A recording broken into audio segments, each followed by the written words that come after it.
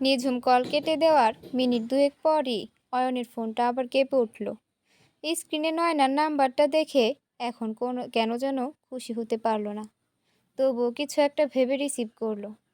অয়ন কিছু বলার আগেই ও পাশ থেকে রাগী গলায় ভেসে এলো, কার সাথে কথা বলছিলে তুমি? আমি সেই কখন থেকে ট্রাই করে যাচ্ছি। অয়ন বেশ শান্ত আর নির্লিপ্ত গলায় বলল, নিঝুমের সাথে। নয়না অবাক হয়ে বলল, নিঝুমের সাথে তোমার আবার কিসের কথা? নিঝুমের জ্বর হয়েছে গত রাতে। ওর সহজে জ্বর হয় না, কিন্তু এখন হয়। তখন অনেক যখন হয় তখন অনেক খারাপ অবস্থা হয়ে যায়। সকালে অসুস্থ দেখে এসেছি, তাই খোঁজ নিতে কল দিয়েছিলাম। নয়না বাঁকা স্বরে বলল, বাবা, বইয়ের বেশ খোঁজ খবর রাখো দেখছি।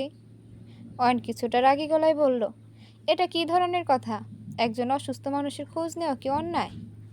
না, অন্যায় হতে যাবে কেন? থাক সেসব কথা। অফিস শেষে কফি শপে চলে এসো, তোমার সাথে আমার কিছু গুরুত্বপূর্ণ কথা আছে। আজ আসতে পারবো না, একটু তাড়াতাড়ি বাসায় যেতে হবে।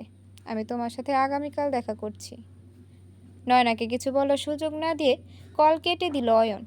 নয়না হতভম্ব হয়ে তাকিয়ে আছে ফোনের দিকে, চোখের কোণে পানি চিকচিক করছে। আনমনে বলে উঠল, আমি কি তবে ভুল করলাম তোমাদের মাঝে এসে? কিন্তু আমি তো মাঝে আসিনি। আমাদের মাঝে নিঝুম এসেছিল, আর সে নিজের ভুল শুধরে চলেও যাচ্ছে। তাহলে বারবার অয়নের আচরণে কেন মনে হচ্ছে নিঝুম নয়, আমি তাদের মাঝে এসে পড়েছি? কি করব এবার আমি? একবার অয়নকে হারিয়েছি, আবার সেই আঘাত সহ্য করতে পারবো না। চোখ বন্ধ করে শুয়ে আছে নিঝুম। চোখের কোণ বেয়ে নোনা জল গড়িয়ে পড়ছে বালিশে। ভেতরটা হারানোর ব্যথায় চুরমার হয়ে যাচ্ছে। আচ্ছা, এই 1.5 বছরে অয়নের মনে কি তার জন্য একটুও জায়গা তৈরি হয়নি? সে চলে গেলে অয়নের একটুও কষ্ট হবে না? এমন হাজারটা প্রশ্ন প্রতিনিয়ত তাকে কুরে কুরে খাচ্ছে। ফোনের আওয়াজে চোখ মুছে ফোনটা হাতে নিল। নাম্বারটা অচেনা মনে হওয়ায় ধরবে না ভেবেও আবার ধরল। আসসালামু আলাইকুম, কে বলছেন? কিছুটা কাঁপা গলায় উত্তর এলো, ওয়ালাইকুম আসসালাম। আপা, আমি সাথী। সাথী নামটা শুনে নিঝুমের কুঁচকে যাওয়া কপাল আবার স্বাভাবিক অবস্থায় ফিরে এলো। আপা, আপনি আমারে চিনছেন? হ্যাঁ হ্যাঁ, চিনেছি। তুমি ফুল বিক্রেতা সাথী তো? গতকালই আমাদের পরিচয় হলো। আপা, আপনি বলছিলেন কোনো বিপদে পড়লে যেন আপনারে কল দিই। এত তাড়াতাড়ি আপনারে আমার প্রয়োজন হইব ভাবি নাই। নিজের জীবনের শেষ সম্বল বাঁচানোর জন্য আপনারে আমার খুব দরকার। আমি জানি অনেক বেশি আবদার কইরা ফেলাইছি, কিন্তু এছাড়া আমার কোনো পথ চোখে পড়ে নাই। নিঝুম সব কষ্ট করে উঠে বসে ব্যস্ত গলায় বলল, কি হয়েছে সাথী? তোমার গলায় এমন লাগছে কেন? আপা, গতকাল ফুল বেচে বাড়ি আইসা দেখি রানা, মানে আমার স্বামী আইছে। আমারে দেখাই কইল সে তার মাইয়া নিতে আইছে, আমি যেন কোনো ঝামেলা ছাড়া দিয়ে দিই। নিঝুম অবাক হয়ে বলল, কিন্তু মেয়ের জন্যই তো তোমার স্বামী তোমাকে ডিভোর্স দিয়েছিল, তাই না? সে সবই তার মিথ্যা নাটক আছিল। সাথী নিঝুমকে সব খুলে বলল। রানার পরকীয়া থেকে শুরু করে তাকে ডিভোর্স দেওয়া এবং পরের বউয়ের বাচ্চা মারা যাওয়া, সে আর মা হতে পারবে না, সবই বলল। রানা যে আইনের আশ্রয় নেবে সেটাও জানালো। আপা, আমিও অশিক্ষিত আর গরিব ঘরের মাইয়া। রানার টাকা পয়সা ভালোই আছে, তার সাথে টক্কর দেওয়ানোর মতো শক্তি আমার নাই। কি করুম, কোনো দিশা পাইতেছিলাম না। হঠাৎ করে আপনার কথা মনে পড়ে গেল। আপা, দয়া করে আমার মাইয়াডা আমার কাছে রাখার একটা ব্যবস্থা করে দেন। আমি সারা জীবন আপনার বাড়ি কাজ করে দিব, কোনো টাকা পয়সা নেওয়া ছাড়া। সাথীর অসহায়ত্ব বুঝতে পেরে নিঝুম দীর্ঘশ্বাস ছাড়ল। আচ্ছা, সাথীর তো বেঁচে থাকার একটা সম্বল আছে, কিন্তু তার তো সেটাও নেই। বাকি জীবনটা সে কিভাবে কাটাবে? এই জীবনে আর কাউকে ভালোবাসা বা বিয়ে করা সম্ভব নয় নিঝুমের পক্ষে। নিঝুম সাথীকে তার মতো একেবারে নিঃস্ব হয়ে যেতে দিবে না, তার মেয়েকে তার থেকে আলাদা হতে দিবে না। সাথীকে আশ্বস্ত করে বলল, চিন্তা করো না সাথী, তোমার মেয়েকে তোমার থেকে কেউ আলাদা করতে পারবে না। আমি আছি তোমার পাশে। সাথী স্বস্তির নিঃশ্বাস ছেড়ে বলল, আপনার এই ঋণ আমি হয়তো কোনোদিন শোধ করা পারুম না, কিন্তু সুযোগ পাইলে একটু হলেও শোধ করার চেষ্টা করুম। নিঝুম কিছু বলল না উত্তরে। সাথী কল কেটে দিলে ফোনের দিকে কিছুটা সময় তাকিয়ে রইল নিঝুম। তখনই রুমে প্রবেশ করলো অহনা। নিঝুমের হাতে ফোন দেখে বলল, কে কল করেছিল রে নিঝুম? নিঝুম অহনার দিকে তাকিয়ে বলল, আমাদের সমাজে আমার মতো নিঝুমের অভাব নেই মা। যারা ভালোবাসার বিনিময়ে কেবল অবহেলা পেয়েই যায় সারা জীবন। আমার মতোই আরেক নিঝুম কল দিয়েছিল। অহনা বুঝতে না পেরে বলল, মানে? সাথে সাথে দেখা হওয়ার থেকে শুরু করে সবই বলল নিঝুম। অহনা গোপনে একটা দীর্ঘশ্বাস ছাড়ল শুধু। সে একজন নারী, ভালোবাসার বিনিময়ে অবহেলা সেও তো কম পায়নি, আর কম পাচ্ছে না। অহনা তাচ্ছিল্যের সুরে বলল, জানিস তো নিঝুম, আমার বিয়ের পর তোর শ্বশুরের আমার প্রতি ভালোবাসার কমতি ছিল না। বিয়ের 3 বছর পর অয়নের জন্ম, আর তার কিছু মাস পর অফিস থেকে সিডনি পাঠানো হলো তোর শ্বশুরকে। অয়নের 5 বছর পর জন্ম হলো তয়নের। যত সময় যেতে লাগলো ভালোবাসাটা কেমন ফিকে হতে লাগলো। সে টাকা কামানোর মেশিনের মতো টাকার পিছনে ছুটতে লাগলো। সেখানে গিয়ে আর আমি 2 ছেলেকে নিয়ে ব্যস্ত হয়ে গেলাম। কিন্তু দিন শেষে একাকিত্ব আমাকে ঘিরে ধরতো। তার দেখা পাওয়ার জন্য আমাকে মাসের পর মাস চাতক পাখির মতো তাকিয়ে থাকতে হতো। অবশেষে যখন আমাদেরও তার সাথে সিডনি নিয়ে গেল, ভাবলাম এবার হয়তো দূরত্বটা একটু ঘুচবে। কিন্তু তা যেন স্বপ্নই থেকে গেল তার স্বপ্নগুলোর ভিড়ে। এই যে সে দেখ, আজ এত টাকার পাহাড় তৈরি করেছে, তবুও তার টাকার ক্ষুধা মেটেনি। এই বয়সে এসেও সে পড়ে আছে এ দেশে, আর আমি এক দেশে, আর আমি আরেক দেশে। ইচ্ছা হলে সপ্তাহে একবার ফোন দিয়ে 2 মিনিট কথা বলে। হ্যাঁ, এভাবেই আমি কাটিয়েছি আমার 33 বছরের সংসার জীবন। নিঝুম অহনার দিকে তাকিয়ে তার চোখে ব্যথার সমুদ্র দেখতে পেল। নিঝুম নিজের শ্বশুর আর দেবরকে বিয়ের সময় দেখেছিল 4-5 দিনের মতো। তারপর তোফায়েল আহমেদ একবার আসলেও 2 দিনের বেশি থাকেনি। তবে তয়ন আর আসেইনি। তয়ন নিঝুমের থেকে 2-1 বছরের বড় হবে হয়তো। নিঝুম ব্যথিত গলায় বলল, সব সময় আমরাই কেন ভালোবাসার আগুনে পুড়ে ছারখার হই মা? কারণ আমাদের ভালোবাসার পরিমাণ একটু বেশিই হয়, তাই। তবে কিছু ভাগ্যবতী আছে যাদের ভালোবাসা হার মানে স্বামীর ভালোবাসার কাছে। তবে তারা সংখ্যায় খুব কমই, আর তারাই ভাগ্যবতী। আর একটা কথা জানিস নিঝুম, আমার তয়নটা তার বাবার মতো হয়েছে, যার ভেতরে ভালোবাসার পরিমাণ খুবই কম।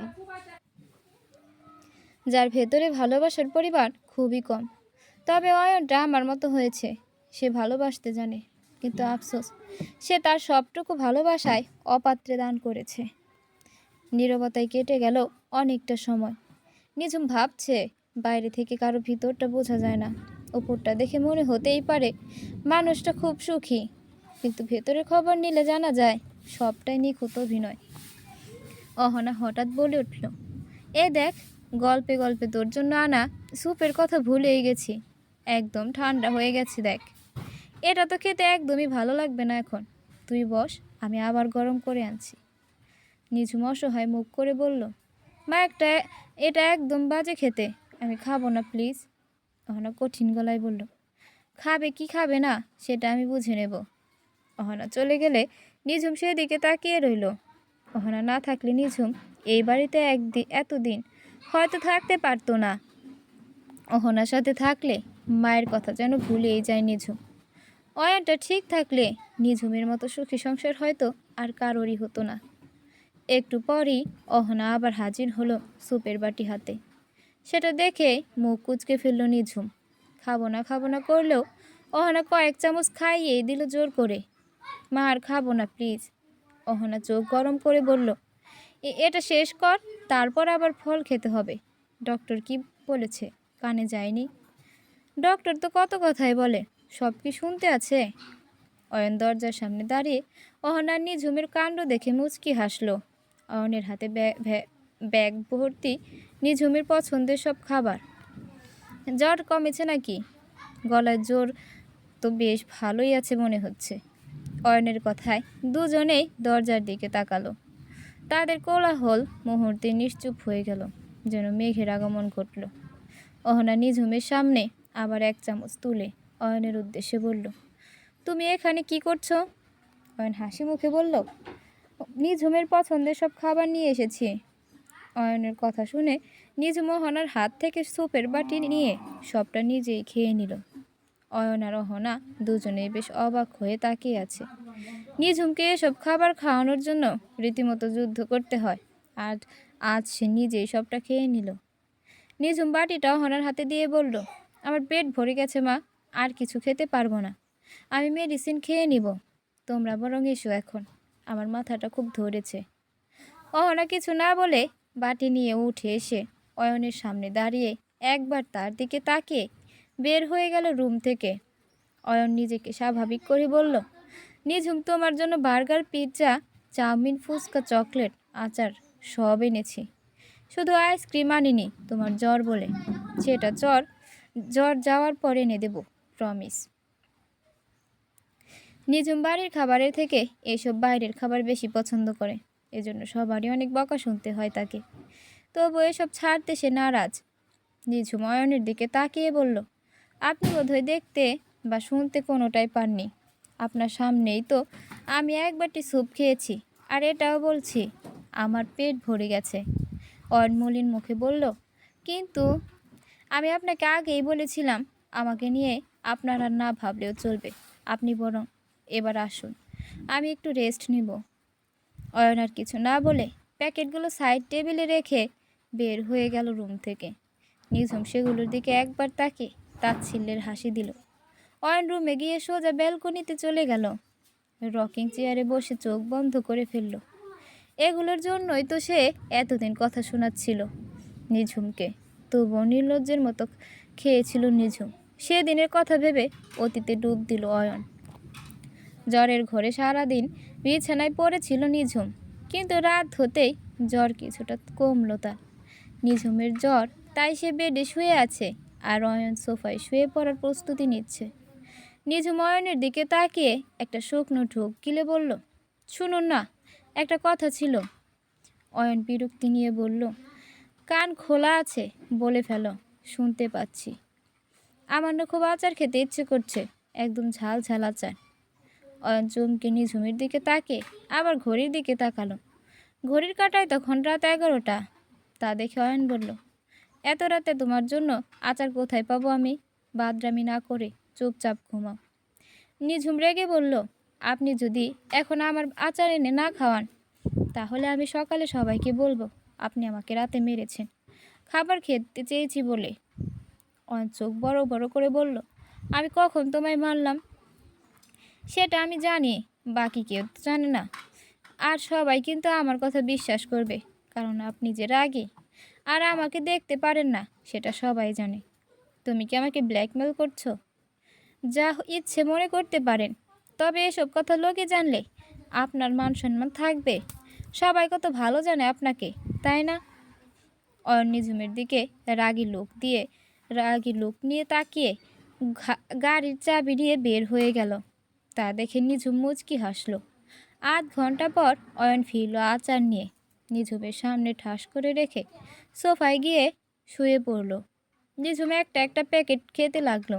জ্বরের মুখে আচার খেতে ভালোই লাগলো তার। খেয়ে শুয়ে পড়ল, কিন্তু ঘুম আসছে না।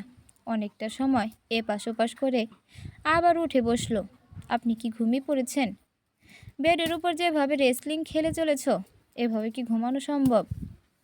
আর নাও, চাউমিন খেতে ইচ্ছে করছে। আবারও একই রিয়াকশানে তাকালো অয়ন। যেতে না চাইলে নিঝুম নানা কথা বলে ভয় দেখিয়ে পাঠালো, কিন্তু জ্বরের তেতো মুখে খুব একটা খেতে পারলো না। একটু পর আবার আরেকটা খাবে বলল। অয়নও বাধ্য হয়ে এনে দিল। এবারও আগের মতোই খেতে পারলো না। একটু পর আবার আরেকটার নাম বললে অয়ন এবার ভয়ঙ্কর রেগে গেল। সব একসাথে বলতে পারো না? তোমার কি মনে হয় আমি তোমার মতো সারাদিন পরে ঘুমিয়েছি? এখন একটু রেস্ট নিব, আর তোমার নাটক শুরু হয়ে গেছে। আমাকে কি তোমার ডেলিভারি বয় মনে হচ্ছে? নিঝুম ভয়ে গুটিসুটি মেরে বসে রইল। সে কি করবে? অনেক পুরনো অভ্যাস এটা তার। সে সারা রাত বাবাকে এভাবেই চালাতো।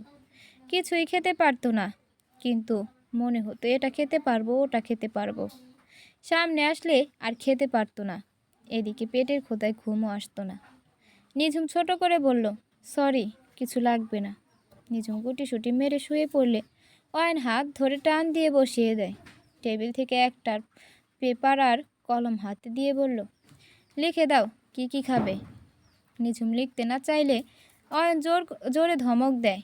নিঝুমও ভয় পেয়ে দু একটা নাম লিখল, কিন্তু আর মনে পড়ছে না। সে কি ভেবে চিনতে বলে নাকি? যখন যেটার কথা মনে হয় সেটা এনে দিতে বলে, কিন্তু এখন তো কিছুই মনে আসছে না। অয়ন আবারও ধমক দিলে নিঝুম তাড়াতাড়ি আরও কয়েকটা নাম লিখল কাপা হাতে।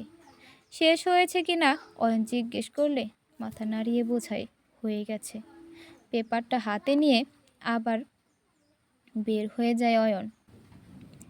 বেশ অনেকটা সময় পর ফিরে এসে সবগুলো ছুঁড়ে মারে নিঝুমের সামনে। রেগে বলে, গিলতে থাকো এবার ইচ্ছে মতো, আর দয়া করে আমাকে বিরক্ত করবে না। অপমানের চোখে পানি চলে আসে নিঝুমে। জেদ করে সব খেতে থাকে আর এক হাতে চোখ মুছতে থাকে, কিন্তু জোর করে খেয়ে একটু বড়ি বমি পেয়ে যায়। কোনো মতে দৌড়ে ওয়াশরুমে গিয়ে গড় গড় করে বমি করে দেয়। দুর্বল শরীরটা যেন আরও নেতিয়ে যায়। অয়ন উঠে বসে মাথা নিচু করে ফ্লোরের দিকে কিছুটা সময় তাকিয়ে রইল। তারপর উঠে গিয়ে সাইড টেবিলে রাখা পানির মগ থেকে গ্লাসে পানি নিয়ে 2 গ্লাস পানি নিয়ে খেয়ে নিল।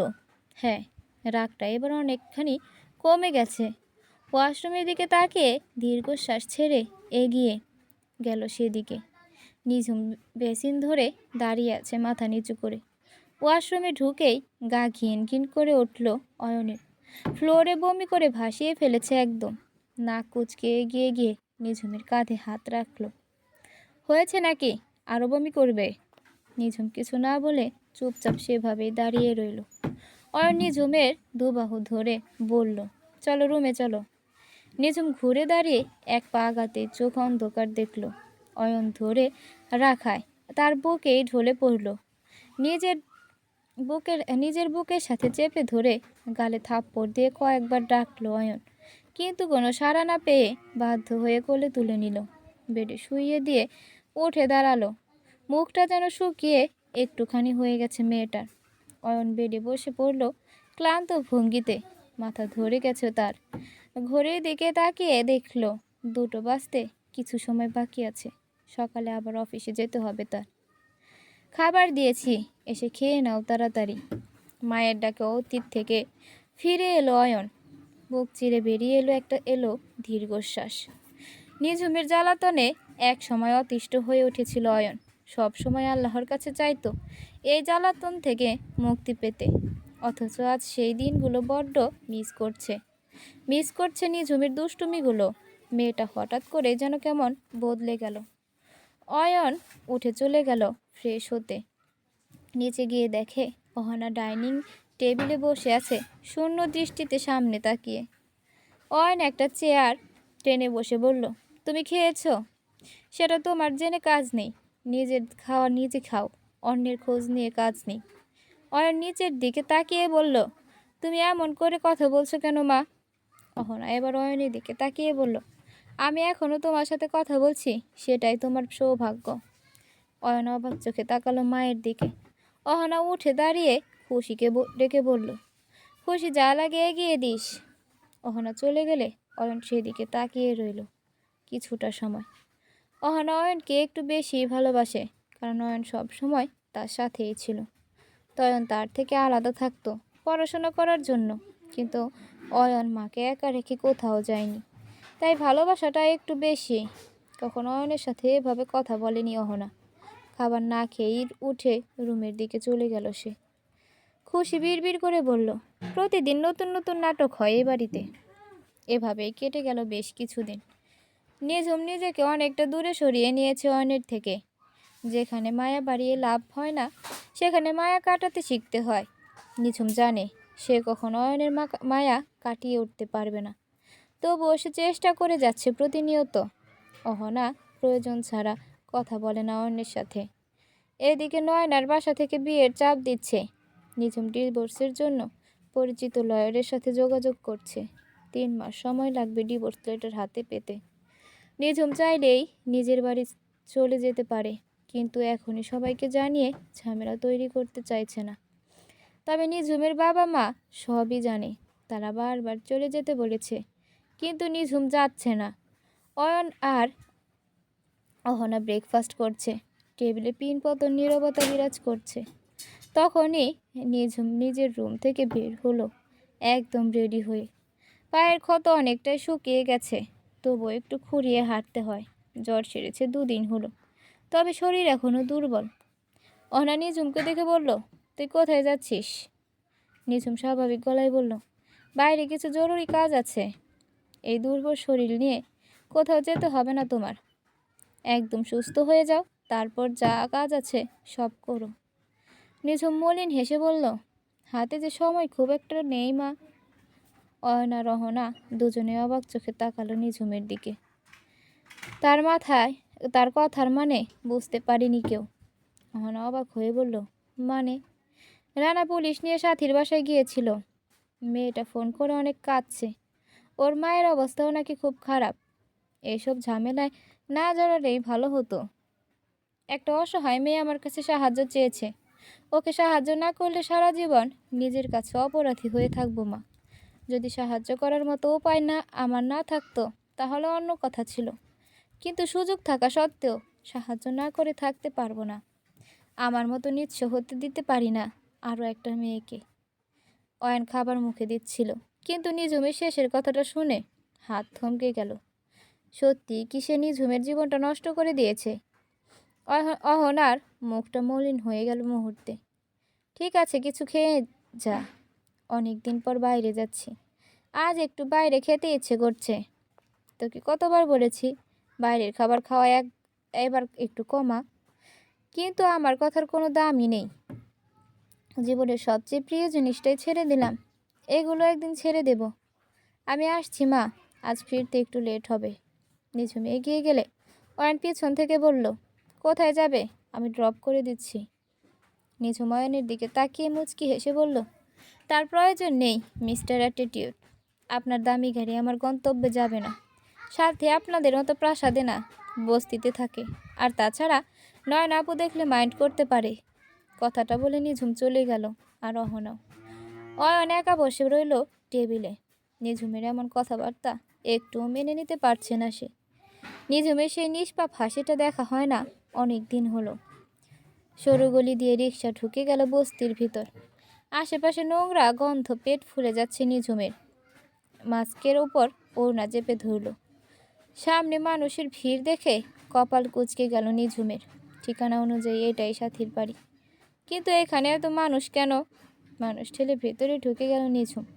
টিনের ঘরের সামনে সরু উঠানে একটা লাশের খাটিয়ে রাখা। নিঝুম বুঝতে পারল না এটা কার লাশ। কান্নার শব্দ কানে আসতেই সাথীর দিকে চোখ পড়ল তার। চিৎকার করে কাঁদছে মেয়েটা, কান্নার স্বরে বলছে, আমার এই দুঃখে সাগরে ভাসায়া তুই স্বার্থপরের মতো চইলা গেলি মা। আমার এতিম কইরা তুইও নিজের সুখ খুঁজা নিলি। নিঝুমের চোখ টল টল করছে পানিতে। এটুকুই তো মাথার উপর ছায়া ছিল মেয়েটার, আল্লাহ তারও কেড়ে নিল। এবার একা একটা মেয়ে কিভাবে এই সমাজে টিকে থাকবে? মুখোশধারী শেয়াল শকুনের অভাব নেই তা আমাদের সমাজে। সাথীর মতো যুবতী মেয়ে একা থাকলে এরা সুযোগ পেলে ছিঁড়ে খাবে। সাথীর পাশে ছোট একটা বাচ্চা কোলে নিয়ে বসে আছে একটা মেয়ে। বাচ্চাটা হয়তো তিথি, দেখতে সাথীর মতো সুন্দর, আর কি নিষ্পাপ মুখ। মায়ের কান্না দেখে মেয়েটাও কেঁদে মুখ লাল করে ফেলেছে। নিঝুম এগিয়ে গিয়ে সাথীর কাঁধে হাত রাখল। সাথী মাথা তুলে নিঝুমকে দেখে ঢুকরে কেঁদে উঠল। আপা, আমার মা চইলা গেছে আমারে একলা ফালাইয়া। সাথীকে সান্ত্বনা দেওয়ার ভাষা জানা নেই নিঝুমের, তাই সাথীকে নিজের বুকে জড়িয়ে নিল। সাথী কাঁদতে লাগলো চিৎকার করে। দাফন হয়ে গেলে ধীরে ধীরে মানুষের ভিড় কমে গেল। রয়ে গেল শুধু নিঝুম আর রিনি। সাথী তখন চুপচাপ নিঝুমকে জড়িয়ে বসে আছে, আর রিনির কোলে তিথি। রিনি কিছুতেই তিথিকে সামলাতে পারছে না, আর সাথী এখন মেয়েকে সামলানোর মতো অবস্থায় নেই। নিঝুম রিনিকে বলল, সাথীকে ধরতে আর সে তিথিকে কোলে তুলে নিত। মেয়েটাকে কোলে নিতেই শরীর জুড়ে এক শীতল হাওয়া বয়ে গেল নিঝুমে। আর বুকটা হাহাকার করে উঠল। এমন একটা দিন তার জীবনে আর কখনো আসবে না। খুব করে স্বপ্ন দেখেছিল ছোট্ট এক পরীর হাত ধরে পাশাপাশি হাঁটবে অয়নের সাথে, কিন্তু সে স্বপ্ন কখনোই পূরণ হওয়ার নয়। নিঝুম তিথিকে বুকের সাথে মিশিয়ে রাখলো। মেয়েটাও যেন মায়ের ছোঁয়া খুঁজে পেল নিঝুমের কোলে। চুপটি করে নিঝুমের বুকে শুয়ে রইল। এই যেন অদৃশ্য কোনো আত্মার সম্পর্ক তাদের। হঠাৎ ট্রিনি বলে উঠল, তোমার হাতে তো জাদু আছে। নিঝুম তাচ্ছিল্যের হাসি দিয়ে বলল, আমি হাত দিয়ে যা ছুঁই তাই দুঃখ হয়ে যায়। প্রথম কোনো সুখের আভাস পেলাম কিছু ছুঁয়ে। কিছুটা সময় নিঝুমের দিকে তাকিয়ে রইল রিনি। নিঝুম রিনির সমবয়সী কিংবা বছর খানিকের বড় হবে। রিনি খুব চালাক মেয়ে। নিঝুমের হাসি খুশি মুখের আড়ালে কষ্টটা যেন দেখতে পেল তার চোখে।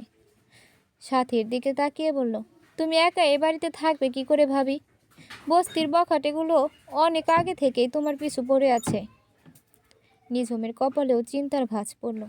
এবার ছোট বাচ্চাটা নিয়ে সাথী একা কিভাবে এখানে থাকবে? নিঝুম গভীর চিন্তায় ডুবে গেল। বাবা মা এখনো নিঝুমের কথা জানে না অয়ন, তবুও তারা তোমাকে বিশ্বাস করতে পারছে না। যদি নিঝুমের কথা একবার জানে তাহলে কি করবে বুঝতে পারছো তুমি? তার জন্য আমি এখন কি করতে পারি? তোমাকে কিছু করতে হবে না, শুধু এটুকু বলো নিঝুম আর কতদিন তোমাদের বাসায় আছে? না তুমি আদৌ আমাকে বিশ্বাস করে ভালোবাসো? নয়না ব্যস্ত গলায় বলল, এটা কেন বলছো? নিঝুম নিচের একটা রুমে থাকছে আর আমি দোতলায়। প্রয়োজন ছাড়া নিজের রুমের বাইরেও বের হয় না কখনো। নিঝুম সব সত্যি না বললে তুমি কখনো আমাকে বিশ্বাস করতে না।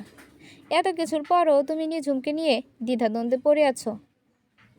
নয়না মনে মনে বলল, তোমাকে কি করে বোঝাই?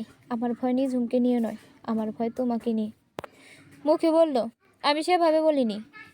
ডিভোর্স লেটার হাতে পেয়ে গেলে নিঝুম চলে যাবে, চিন্তার কিছু নেই। আজানের মিষ্টি ধ্বনি কানে যেতেই ঘুম ভেঙে গেল নিঝুমের। কিছুটা সময় সেভাবেই শুয়ে রইল বেডে। আজান শেষে চারদিকে আবার নিস্তব্ধতা বিরাজ করতে লাগলো। নিঝুম উঠে ওয়াশরুমে চলে গেল। ফ্রেশ হয়ে অজু করে নামাজ পড়ে নিল। মোনাজাতে সবার ভালো চাইল, নিজের জীবন ওপরওয়ালার হাতে ছেড়ে দিল। ওপরওয়ালার যেটা ভালো মনে হয় তাই যেন হয় তার সাথে। মোনাজাত শেষ করে মুখে হাত রাখতেই বুঝতে পারল চোখে নোনা জলের অস্তিত্ব। জায়নামাজ ভাঁজ করে রেখে রুম থেকে বের হয়ে গেল। ছাদে চলে গেল। সকালে স্নিগ্ধ বাতাস মন জুড়িয়ে যাচ্ছে তার। খানিকটা শীতল বাতাস বইছে চারপাশে। এ যেন শীতের পূর্বাভাস। এত সকালে এখানে কি করছো? নিঝুম ঘুরে তাকিয়ে অয়নকে দেখতে পেল। সকালে শুভ্র আলোয় অসম্ভব সুন্দর লাগছে উজ্জ্বল শ্যামবর্ণের এই পুরুষটাকে। নিঝুম মনে মনে বলল, খুব কি বড় অন্যায় হয়ে যেত যদি আপনি আমাকে ভালোবাসতেন। আমরা সুন্দর একটা সংসার সাজাতাম, একটা এতিম বাচ্চা অ্যাডপ্ট করে নিতাম। যেখানে আপনি ভালোবাসেন না সেখানে এত বড় অপূর্ণতা নিয়ে কিভাবে আপনার জীবনে থাকি? কি হলো? কোথায় হারিয়ে গেলে? না, কোথাও না। নিঝুম আবার ঘুরে রেলিং ধরে আকাশের দিকে তাকালো। পূর্ব আকাশে রক্তিম সূর্য উঁকি দিচ্ছে। পৃথিবীর অন্ধকার কাটিয়ে আলো আধিপত্য বিস্তার করছে। আজ আপনার জন্য একটা সুখবর আছে। অয়ন ভ্রু কুঁচকে বলল, কি সেটা? আমি খুব তাড়াতাড়ি চলে যাচ্ছি এই বাড়ি থেকে, আর আপনার জীবন থেকেও। আপনি জিতে গেছেন আর আমি হেরে গেছি, খুব বাজেভাবে। জিতটা অনেক আগেই হয়েছে আপনার, তবে এবার জিত উপভোগ করার পালা। অয়নের কানে বারবার যেন প্রতিধ্বনি হতে লাগলো, খুব তাড়াতাড়ি চলে যাব আপনার জীবন থেকে। নিঝুম অয়নের পাশ কাটিয়ে যাওয়ার সময় ধীর আওয়াজে বলল, আর একটা সারপ্রাইজ মায়ের সামনে দিব আপনাকে। নিঝুম চলে গেল আর অয়ন কিছুটা সময় সেখানেই দাঁড়িয়ে রইল। ছাদ থেকে নেমে এক্সারসাইজের রুমে গিয়ে ট্রেডমিলে দৌড়াতে লাগলো। আজ তো তার খুশি হওয়ার কথা, তবে কেন কষ্ট হচ্ছে? সবাই একসাথে ব্রেকফাস্ট করছে। অহনা আর অয়ন বারবার নিঝুমের দিকে তাকাচ্ছে, কারণ আজ তার ঠোঁটের কোণে এক অদ্ভুত হাসি। খাওয়াটা শেষে অয়ন উঠে যেতে চাইলে নিঝুম বলল, আমার কিছু কথা আছে, একটু ওয়েট করলে খুশি হতাম। অয়ন আবার নিজের জায়গায় বসে পড়ল। আর অহনা বলল, কি কথা নিঝুম? নয়না আপুর বাসা থেকে তার বিয়ের জন্য চাপ দিচ্ছে। সে 3 মাস আটকে রাখতে পারবে না তাদের। ডিভোর্স পেপার হাতে পাওয়ার এখনও অনেক দেরি। তাই আমি বলছি, আগে ওনারা নয়না আপুর বিয়েটা হয়ে যাক, আমি বিয়ের দিন চলে যাব, আর ডিভোর্স পেপার হাতে পেলে সাইন করে পাঠিয়ে দেব। কথাগুলো নির্বিকার বললেও বুক ফেটে যাচ্ছিল নিঝুমের। অয়ন আর অহনা বিস্ফোরিত চোখে তাকিয়ে আছে নিঝুমের দিকে। অহনা বলল, তুই এসব কি বলছিস নিঝুম? আমি ঠিকই বলছি মা। আমার জন্য একবার উনি নয়না আপুকে হারাতেও পেয়েছেন, আবার আমার জন্য চিরতরে হারিয়ে ফেলো সেটা আমি চাই না। আর প্রথম স্ত্রী অনুমতি দিলে তো দ্বিতীয় বিয়ে করতে বাধা নেই।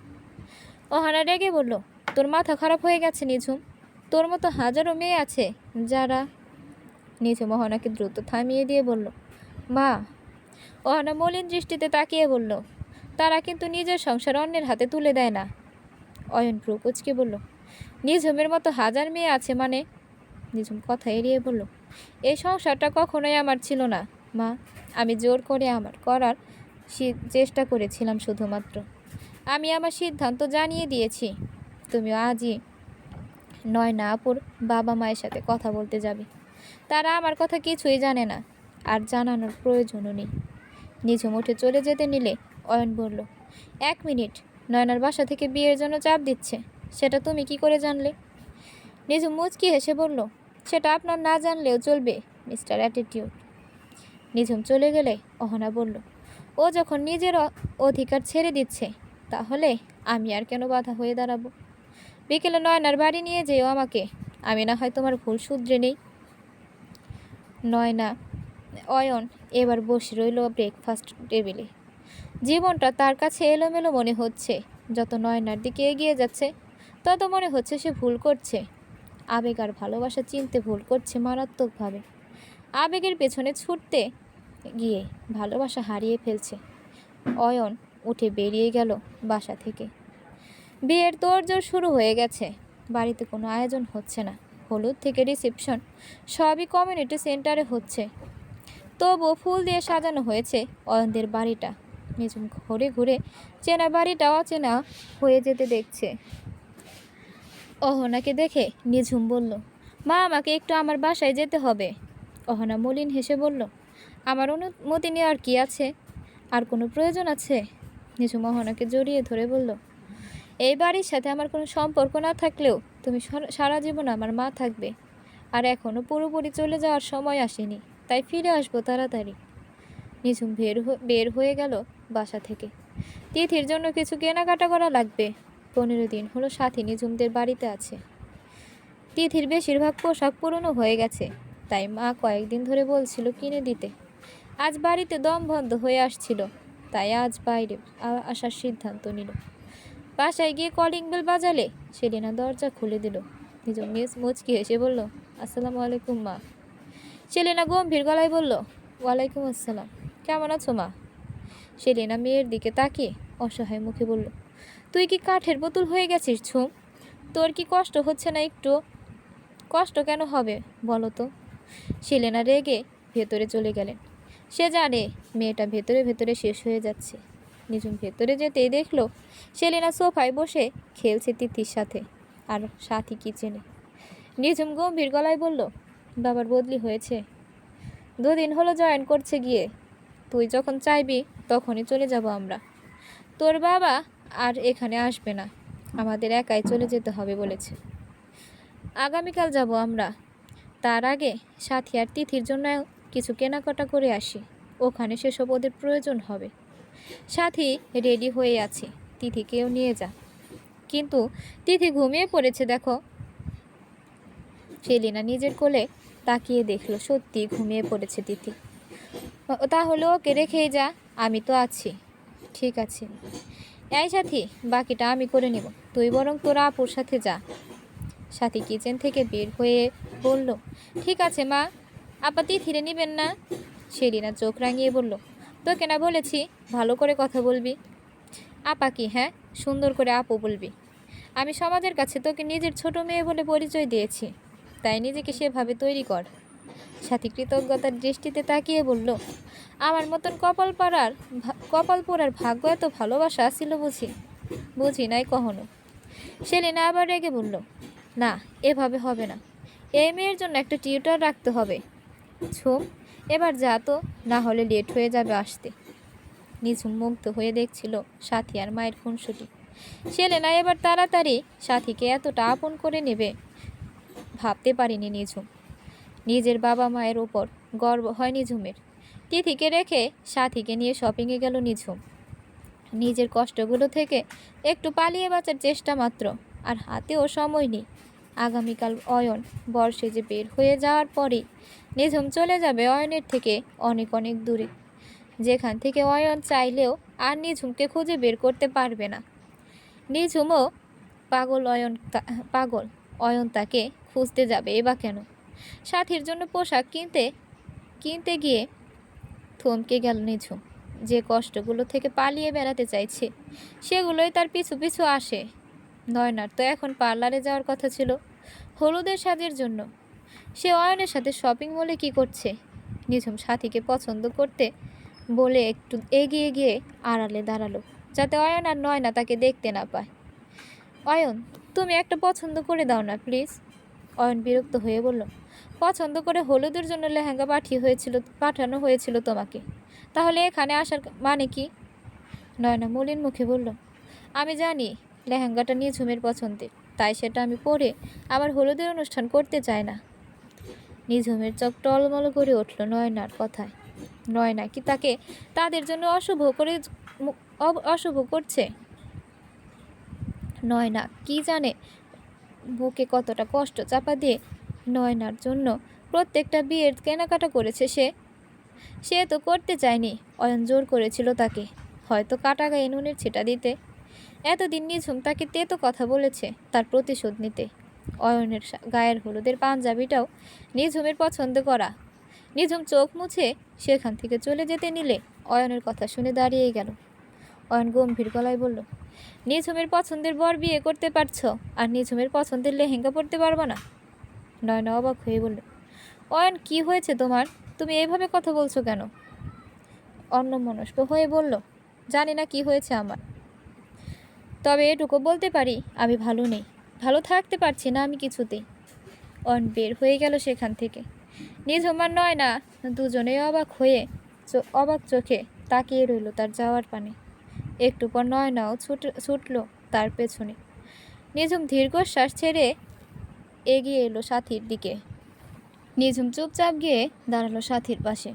সে নিজের চিন্তায় বিভোর, আশেপাশে কিছুতেই মন নেই তার। সাথী হালকা ধাক্কা দিয়ে বলল, আপু এটা কেমন হইব? সাথীর কথা সব কানে যেতে চোখ রাঙিয়ে তাকালো নিঝুম। সাথী দাঁতে জিহ্বা কাটলো। নিঝুম বলল, মা কি বলেছিল মনে নেই? ভুল হয়ে গেছে। তুমি এখন তাড়াতাড়ি পছন্দ কর, আবার তিথির জন্য তো কিনতে হবে। প্রয়োজনীয় শপিং করে বের হলো নিঝুম। রাস্তা পার হওয়ার সময় সাথী একটু এগিয়ে গেল আর নিঝুম পেছনে অন্যমনস্ক হয়ে আসছিল। হঠাৎ কেউ পেছন থেকে হাত ধরে টান দিয়ে একটু পেছনে নিয়ে যায়, আর একটা প্রাইভেট কার নিঝুমকে ছুঁই ছুঁই হয়ে দ্রুত পাশ কাটিয়ে যায়। চমকে ওঠে নিঝুম। মাত্র 1 মিনিটের ব্যবধানে সে লাশ হয়ে রাস্তায় পড়ে থাকতো। কে বাঁচালো সেটা দেখতে পেছনে ফিরে চমকে উঠল নিঝুম। অয়ন শক্ত করে তার হাত ধরে আছে, আর তার মুখ রাগে রক্তিম বর্ণ ধারণ করছে। নিঝুম অবাক হয়ে বলল, আপনি? মুহূর্তে নয়না দৌড়ে অয়নের কাছে এলো। নিঝুমকে সে তখনও খেয়াল করেনি। হাঁপাতে হাঁপাতে বলল, কি হয়েছে অয়ন, এভাবে দৌড়ে এলে কেন? অয়ন নয়নার কথার উত্তর না দিয়ে নিঝুমের দুবাহু ধরে বলল, এভাবে কেউ রাস্তা পার হয়? রাস্তা পার হওয়ার আগে দুপাশে দেখে নিতে হয়, সেটুকু জ্ঞান নেই তোমার? 1 সেকেন্ড লেট হলে কি হতো ভাবতে পারছো তুমি? নয়না এবার দেখতে পেল নিঝুমকে। সে বিস্মিত চোখে তাকিয়ে আছে অয়নের দিকে। অয়নের কোনো কথার উত্তর না দিয়ে নিঝুম নিজের বাহু থেকে অয়নের হাত ছাড়িয়ে ঘুরে দাঁড়ালো। অয়ন রেগে বলল, কথা বলছো না কেন তুমি? নিঝুম না দাঁড়িয়ে চলে গেল সেখান থেকে। অয়ন রাগে হাত মুষ্টিবদ্ধ করে ফেলল। নয়না ভেঁচি কেটে বলল, দেখলে কি বেয়াদব, তোমার কোনো কথার উত্তরই দিল না। অয়ন আর না দাঁড়িয়ে পার্কিংয়ের দিকে চলে গেল গাড়ি আনতে। নিঝুমার সাথী পাশাপাশি বসে আছে রিকশায়। নিঝুমের বিস্ময় এখনো কাটছে না। সে যেটা দেখছে সেটা কিছুতেই সত্যি হতে পারে না। যেখানে সব শেষ হয়ে গেছে সেখানে নতুন করে স্বপ্ন দেখা তার মানায় না। হঠাৎ সাথী বলল, আপু, রানার বিষয়ে তো কিছুই করলা না। নিঝুম নিজের হুঁশে ফিরল এবার। সাথী কি বলছে আবার জানতে চেয়ে উত্তরে রোবটের মতো বলল, আমরা এখান থেকে অনেক দূরে চলে যাব। রানা চাইলেও আর তোকে বা তিথিকে খুঁজে পাবে না। আর থানায় তোর সব তথ্য দিয়ে রানার নামে একটা জিডি করে রেখেছে বাবা, আর অফিসারকে ভালো করে বুঝিয়ে বলে গেছে ও চাইলেও আর কিছু করতে পারবে না। বাবার থেকে বেশি পাওয়ার ওই রানার নেই। নিঝুম সাথীকে পৌঁছে দিয়ে তিথিকে আদর করে অয়নদের বাসায় চলে গেল। এই বাড়িতে আজই তার শেষ রাত। বাড়ির বাইরে দাঁড়িয়ে ঝলমল আলোয় চমকাতে থাকা বাড়িটাকে দু চোখে ভরে দেখল। এভাবেই তো সেজেছিল বাড়িটা নিঝুমের আগমনের দিন। অদ্ভুতভাবে তার বিদায় বেলাও বাড়িটা সেই রূপেই সেজেছে। শুধু সাজেনি নিঝুম, তার মনটার ভেতরে অন্ধকার বাসা বেঁধেছে। দীর্ঘশ্বাস ছেড়ে চোখের পানি মুছে বাড়ির ভেতরে পা রাখল। প্রথমবার পা রেখেছিল এই বাড়িটায় সারা জীবন কাটানোর স্বপ্ন নিয়ে, আর আজ রাখছে রাত পোহালে চিরদিনের জন্য বিদায় নেওয়ার জন্য। খুশি দরজা খুলে দিলে তার দিকে তাকিয়ে মুচকি হাসল নিঝুম। খুশি মেয়েটা আজ অদ্ভুত দৃষ্টিতে তাকিয়ে আছে নিঝুমের দিকে। সে যেন পৃথিবীর অষ্টম আশ্চর্য কোনো জিনিস দেখে ফেলেছে। নিঝুম তাকে পাশ কাটিয়ে ভেতরে ঢুকে অহনাকে দেখতে পেল ড্রয়িং রুমের সোফায়। তার দিকে তাকিয়েও মুচকি হেসে বলল, মা, আমি খুব ক্লান্ত, আমার রুমে যাচ্ছি, আমাকে আজ আর ডাকবেন না। মা খাইয়ে দিয়েছে, আজ আর খাবো না। অহনা তাচ্ছিল্যের হাসি দিয়ে বলল, ভালোবাসার মানুষের বিয়ের খাবার কি আর গলা দিয়ে নামবে? নিঝুম অসহায় গলায় বলল, মা, আমি ক্লান্ত। সেটা কি শারীরিকভাবে না মানসিকভাবে? উভয় দিক থেকেই প্রচুর ক্লান্ত আমি। বুকে পাথর চেপে হাসির নাটক করলে ক্লান্ত তো হবেই। নিঝুম আর কিছু না বলে তাকিয়ে রইল অহনার দিকে। অহনাও তাকিয়ে রইল নিঝুমের নিষ্পাপ মুখটার দিকে। অহনার খুব শখ ছিল একটা মেয়ের, সে খুব দুষ্টু হবে, যার দুষ্টুমিতে অহনা নিজের শূন্যতা ভুলে থাকবে। কিন্তু তার স্বপ্ন ভেঙে তয়নের জন্ম হলো। নিঝুমকে সেদিন প্রথম থেকে অহনার মনে হয়েছিল এমন একটা দুষ্টু মেয়েই তো তার চাই। নিজের মেয়ের শূন্যতা পূরণ করার জন্যই অয়নের বউ করে আনা নিঝুমকে। আজ অয়নের বড্ড আফসোস হচ্ছে, কেন সে নিঝুমের জীবনটা জড়িয়েছে অয়নের সাথে। নিঝুমের নিজস্ব সত্তাকে অহনা খুন করেছে নিজের হাতে। নিঝুমের দুষ্টুমিগুলো হারিয়ে গেছে অয়নের অবহেলার স্রোতে। নিঝুম নিজের রুমে চলে গেল, আর অহনা সোফায় বসে আঁচলে মুখ ঢেকে কান্না করতে লাগলো। আর কখনো প্রাণপ্রিয় বান্ধবীর সামনে দাঁড়াতে পারবে না অহনা। তার একমাত্র কলিজার টুকরা মেয়েকে হাত জোর করে এনে সামলে রাখতে পারেনি। আঘাতে আঘাতে ক্ষত বিক্ষত করে ফিরিয়ে দিতে চলেছে। অহনার ঢুকতে কেঁদে ওঠে, নিজের কপাল চাপড়াচ্ছে। নিঝুম গিয়ে ক্লান্ত শরীর এলিয়ে দিল বেডে। ফ্রেশ হওয়ার শক্তিটুকুও যেন নেই শরীরে। চোখ বন্ধ করতেই ভেসে উঠল অয়নের মুখ। রাগে চোখে হারানোর ভয় স্পষ্ট ফুটে উঠেছে। নিঝুম চোখ খুলে ফেলল। অয়ন তো তাকে ভালোই বাসে না, তাহলে তাকে হারানোর ভয় কেন পাবে সে? কিন্তু তখন নিঝুম তার চোখে হারানোর ভয় দেখেছে। নিঝুম নিজের মাথা চেপে ধরে বলল, এটা আমার ভুল, এটা কিছুতেই সত্যি হতে পারে না। অয়ন শুধু নয়নাকে ভালোবাসে, আর রাত পোহালেই তাদের বিয়ে আর আমার বিদায়। এটাই সবচেয়ে বড় তিক্ত সত্য। নিঝুম চোখ বন্ধ করে নিল আর নোনা জল গড়িয়ে বালিশে গিয়ে পড়ল। রেগে আগুন হয়ে বাড়ি ফিরল অয়ন। তখনকার রাগ এখনো কমেনি তার। হলুদের অনুষ্ঠানে সে ছিল কেবল নামমাত্র। পুরোটা সময় নিঝুমের উদাসীন মুখটা তাকে তাড়া করে বেরিয়েছে। নয়নাকে খারাপ লাগছে বলে চলে এসেছে। খুশি দরজা খুলে দিলে সোজা চলে গেল নিঝুমের দরজার সামনে। নিঝুম দরজা খোলো এখনই। ভেতর থেকে কোনো উত্তর এলো না। অয়ন দ্বিগুণ রেগে বলল, নিঝুম, তুমি দরজা খুলবে নাকি আমি দরজা ভেঙে ভেতরে আসব? আর এটা আমাকে করতে হলে তা তোমার জন্য ভালো হবে না। পেছন থেকে খুশি বলল, ভাবি বলল তার ক্লান্ত লাগছে, তাই এসে শুয়ে পড়েছে। এতক্ষণে হয়তো ঘুমিয়েও গেছে। অয়ন রেগে দরজা একটা লাথি দিয়ে চলে গেল সামনের থেকে। বাইরে থেকে অয়নের শব্দ আসা বন্ধ হতেই নিঝুম উঠে বসল। দৌড়ে ওয়াশরুমে গিয়ে চোখে মুখে পানি দিয়ে কান্না আটকানোর ব্যর্থ চেষ্টা করলো, কিন্তু ব্যর্থ চেষ্টা তো ব্যর্থই হয়। ঢুকরে কেঁদে উঠল নিঝুম। পৃথিবীর সামনে সে নিজেকে পাথর সাজিয়ে রাখলেও নিজের কাছে হেরে যাচ্ছে। মনে হচ্ছে ভালোবাসার মানুষটা অন্যের হাতে তুলে দেওয়ার থেকে মৃত্যু যন্ত্রণা হয়তো অনেক সহজ। অয়নের সামনে গেলে হয়তো নিজেকে সামলাতে পারবে না, তাই যেতে চায় না সে। নিঝুম নিজের চুল আঁকড়ে ধরে চিৎকার করে কাঁদতে লাগলো। কাঁদতে কাঁদতে বলল, হে খোদা, আর একটু ধৈর্য দান করুন আমাকে, আর কয়েকটা ঘন্টা দাঁতে দাঁত চেপে কষ্ট সহ্য করার ক্ষমতা দিন। অনেকটা সময় সেভাবে কাটিয়ে ফ্রেশ হয়ে বের হয়ে এলো নিঝুম।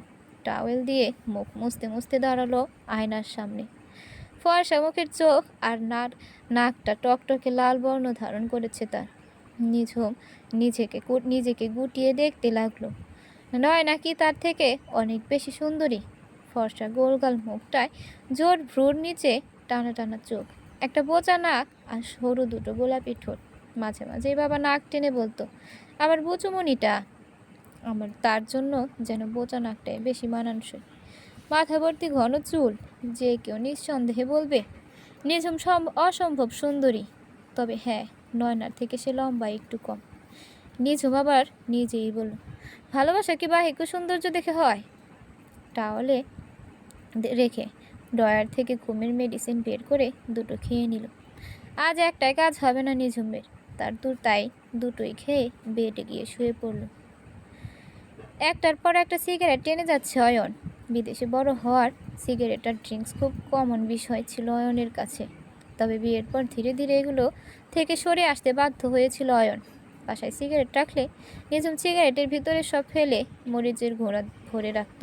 দুটান দিতেই কাশতে কাশতে অবস্থা খারাপ হয়ে যেত। অ্যালকোহলের সাথে করলার জুস, মরিচের গুঁড়ো, আবার কখনো মূলার জুস মিশিয়ে রাখত।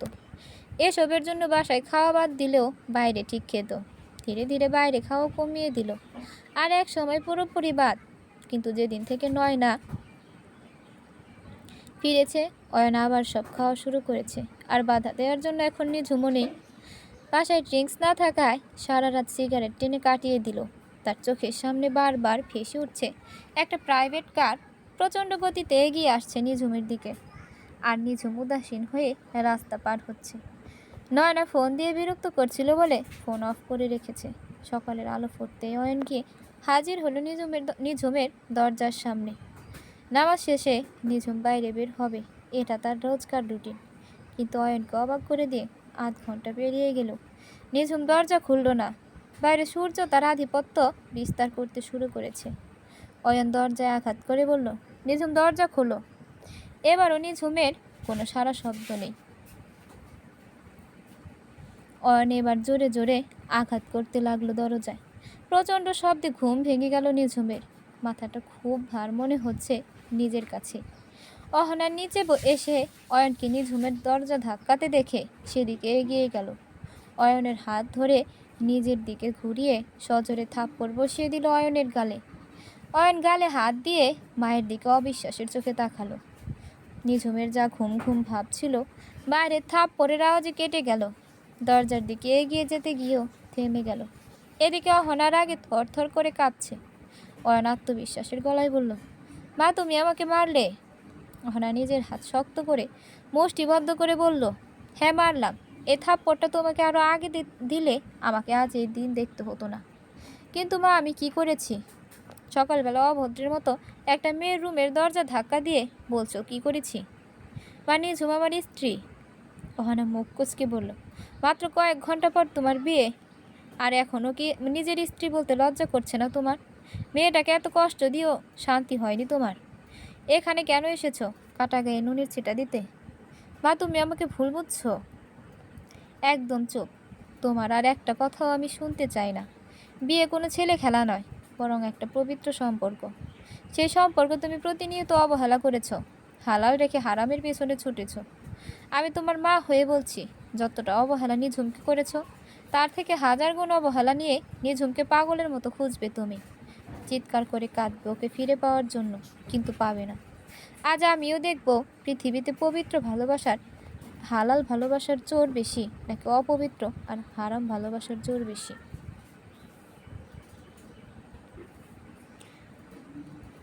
হালাল চাওয়ার জোর বেশি নাকি হারাম চাওয়ার জোর বেশি। হালাল সম্পর্কের জোর বেশি নাকি হারাম সম্পর্কের জোর বেশি। অয়ন অবাক হয়ে বলল, মা। অহনা মুখ ফিরিয়ে এড়িয়ে বলল, নিঝুমের রুমের আশেপাশেও যেন তোমাকে আমি আর না দেখি। দেখলে আমার থেকে খারাপ কেউ হবে না, কথাটা মনে রেখো। অয়ন মাথা নিচু করে চলে গেল সেখান থেকে। অয়নের 30 বছরের জীবনে এই প্রথম অহনা তার গায়ে হাত তুলল। প্রথম সন্তান মায়ের কাছে একটু বেশি প্রিয় হয়, যদিও মায়ের কাছে সব সন্তানই সমান হয়। তবে প্রথম সন্তানের মাধ্যমেই সে প্রথম মা হওয়ার স্বাদ গ্রহণ করে, তাই প্রথম সন্তান হয় স্পেশাল। অয়নও তার ব্যতিক্রম নয়। নিঝুম দরজা খুলে অহনাকে জড়িয়ে ধরে বলল, এটা কি করলেন মা? আমি ওনার সুখের কথা চিন্তা করে এত কিছু করলাম, আর আপনি মা হয়ে তাকে এমন কথা কেন বললেন? অহনা নিঝুমের মাথায় হাত রেখে বলল, মরিচিকার পিছনে ছুটে কেউ সুখী হয় না রে মা। ও মোহে অন্ধ হয়ে আছে, তাই বুঝতে পারছে না কোনটা সত্যি আর কোনটা মরিচিকা। নয়নার চোখে ওর জন্য সেই ভালোবাসা আমি কখনো দেখিনি যা তোর চোখে দেখেছি, আর অয়নের চোখেও নয়নার জন্য সে অস্থিরতা আমি দেখিনি যেটা তোর জন্য দেখেছি। মানুষের মুখ মিথ্যা বললেও চোখ কখনো মিথ্যা বলে না রে নিঝুম। ছেলেটা একদিন সব বুঝতে পারবে, কিন্তু সেদিন হয়তো আর কিছুই করার থাকবে না। তুই রুমে যা, আমি খাবার নিয়ে আসছি তোর জন্য। নিঝুম বলল, আপনি না গতকাল বলল ভালোবাসা মানুষের বিয়ের খাবার কি গলা দিয়ে নামবে? অহনা নিঝুমকে নিজের থেকে সরিয়ে দিয়ে বলল, তুই তাড়াতাড়ি চলে যা এখান থেকে। অহনা চলে গেলে নিঝুম বিড়বিড় করে বলল, তুমিও তাড়িয়ে দিচ্ছ? হ্যাঁ, চলে যাব, কিন্তু ওনাকে আর একবার বর সাজে দেখে। তখন নিজের বরের সাজে দেখেছিলাম, আর আজ নয়না আপুর বরের সাজে দেখব। ঘড়ির কাঁটা নিজ গতিতে এগিয়ে যাচ্ছে। অয়নের কিছু ফ্রেন্ড তাকে বর সাজাতে হেল্প করছে, তবে কেউ মজা করছে না, কারণ সবারই নয়নার থেকে নিঝুমকে পারফেক্ট মনে হয় অয়নের জন্য। অয়ন যাওয়ার সময় নিঝুম আড়াল থেকে 2 চোখ ভরে দেখে নিল শেষবারের মতো। অয়ন নিঝুমের দিকে তাকালে সে আড়ালে চলে গেল দ্রুত। অয়ন দেখতে পেল না নিঝুমকে। অয়নরা চলে যেতেই নিঝুম অয়নের রুমে গেল। দরজায় হেলান দিয়ে কিছুটা সময় তাকিয়ে রইল রুমটার দিকে। রুমের প্রতিটা কোণায় কত কত স্মৃতি জমে আছে। এই রুমটায় এক সময় নিঝুমের অধিকার ছিল, আজ থেকে এটাও অন্য কারো হয়ে যাবে। রুমটা গোছানোর সময় প্রত্যেকটা জিনিস ছুঁয়ে দেখল নিঝুম। আজ আর চোখের পানি আটকানোর চেষ্টা করছে না, নিজ হাতে সুন্দর করে সাজাতে লাগলো। আর অয়ন আর নয়নার বাসর ঘর, এই দায়িত্বটা সে নিজেই চেয়ে নিয়েছে। পেলে গোলাপের পাপড়ি দিয়ে অয়নের পাশে নয়নার নামটা লিখতে গিয়ে হাত প্রচণ্ড কাঁপছিল নিঝুমের। সাজানো শেষে দরজার সামনে দাঁড়িয়ে আবার দেখে নিল রুমটা। নিঝুমের বাসরের থেকেও অনেক সুন্দর হয়েছে আজকের বাসর ঘরটা। তারা বেডে বসলে হয়তো শ্বাসটা পূর্ণতা পাবে। নিঝুম আর দাঁড়াতে পারল না, অহনার কাছে গেল। ইজি চেয়ারে বসে চোখ বন্ধ করে আছে অহনা। নিঝুম সালাম দিয়ে বলল, আসছি বলতে তাই বললাম। যাওয়ার সময় হয়ে গেছে মা, নিজের খেয়াল রাখবেন আর ওনারও। ভালো থাকবেন, চলি। অহনা চোখ খুলল না। নিঝুম অহনাকে একবার জড়িয়ে ধরে দৌড়ে বের হয়ে গেল। নিঝুম যেতেই অহনা ঢুকতে কেঁদে উঠল। বাড়িটা আরও একবার ভালো করে দেখে নিল। আর কখনো যে দেখা হবে না। এই শহরে কখনো পা রাখতে চায় না নিঝুম। শেষবার বাড়িটা দেখে ট্যাক্সি করে সোজা এয়ারপোর্টে চলে গেল। মা, সাথী আর তিথি তার জন্য অপেক্ষা করছে সেখানে। বলুন বাবা। আলহামদুলিল্লাহ, কবুল। নয়না অনেক আগে কবুল বলে দিয়েছে, কিন্তু অয়ন উচ্চারণ করতে পারছে না শব্দটা। মনে হচ্ছে কেউ গলা চেপে ধরে রেখেছে। এতটা কষ্ট তো নিঝুমের সাথে বিয়ের সময় কবুল বলতে হয়নি তার।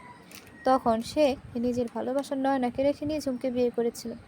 তবে আজ এতটা কষ্ট কেন হচ্ছে? চোখের সামনে নিঝুমের দুষ্টুমিগুলো ভাসছে। তার নোনা জলে ভেজা চোখগুলো অয়নকে যেন বলছে, আপনি আমার সাথে এত বড় অন্যায় করতে পারেন না। নিঝুমের নির্লজ্জের মতো বারবার বলা ভালোবাসি শব্দটা কানে বাজছে অয়নের। এদিকে কাজী সাহেব বারবার তাড়া দিচ্ছে কবুল বলার জন্য। আশেপাশে সবাই তাকিয়ে আছে তার দিকে। হঠাৎ পাশ থেকে নয়না অয়নের হাতটা ধরলো শক্ত করে। অয়ন পাশ ফিরে নয়নার দিকে তাকিয়ে দেখল সে ভীত চোখে তাকিয়ে আছে অয়নের দিকে। মুহূর্তে নয়নার মাঝেও নিঝুমের মুখটা ভেসে উঠল অয়নের চোখে।